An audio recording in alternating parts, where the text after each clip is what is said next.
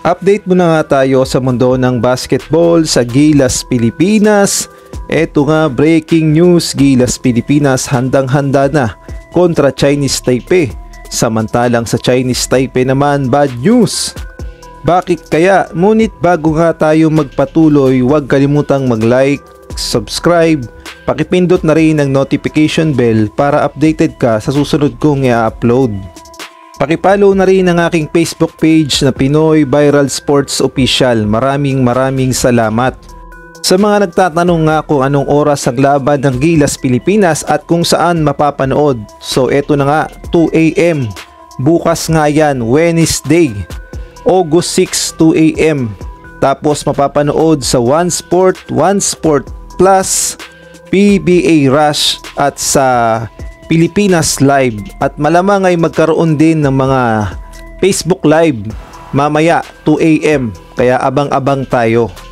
At update nga tayo sa Gilas Pilipinas, talaga namang pinaghahandaan nila ang kanilang unang laban at paghihiganti sa Chinese Taipei. Kaya naman seryoso ang buong Gilas Pilipinas na makuha ang unang panalo dahil napaka-importante talaga na makaisa o makaunang panalo ang Gilas Pilipinas dahil sa FIBA ay kapag ikaw ang nag-top sa iyong grupo, halimbawa na lamang sa Gilas Pilipinas sa Group D, kapag ang Gilas Pilipinas ang nag-number 1 doon ay automatic ay dediretso na kaagad sa quarterfinals. Ngunit kapag ang Gilas Pilipinas ay nag-second at nag-third ay maglalaro pa sila ng ilang laban at kukuha pa ng spot upang makapasok pa sa quarterfinals. So mas madali kung magna number 1 ang Gilas Pilipinas at makakuha ng 3 sunod-sunod na panalo.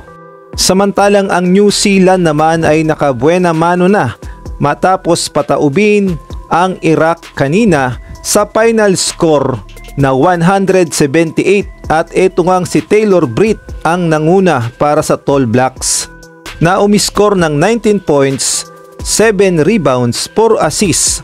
At sa kasalukuyan, ang New Zealand Tall Blacks ang number 1 ngayon sa Group D.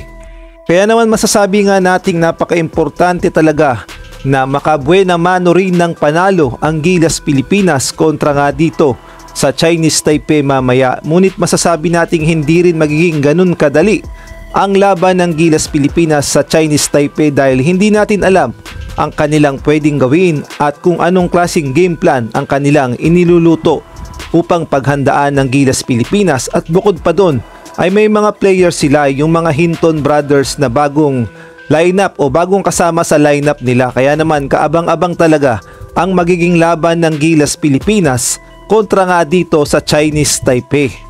At kung hindi ako nagkakamali, hindi na ito yung nakalaban ng Gilas Pilipinas na lineup nung third window sa FIBA Asia Cup qualifiers. Kumbaga itong Chinese Taipei ay nag-adjust na nga sila ng ibang players. Ngunit ito nga ang good news. Naalala nyo pa ba itong si Boy Relo ang nagpahirap at nagpapanalo sa Chinese Taipei kontra Gilas Pilipinas noong third window dahil sa kanyang mga sunod-sunod na 3 points.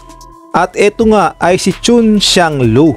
Ngunit ayon nga sa report sa inilabas ng Spin.ph, hindi ito kasama sa lineup ng Chinese Taipei dahil nagtamo siya ng injury at nakasaad nga dito na mukhang nagkaroon siya ng ankle injury nung naglaro sila sa Champions League.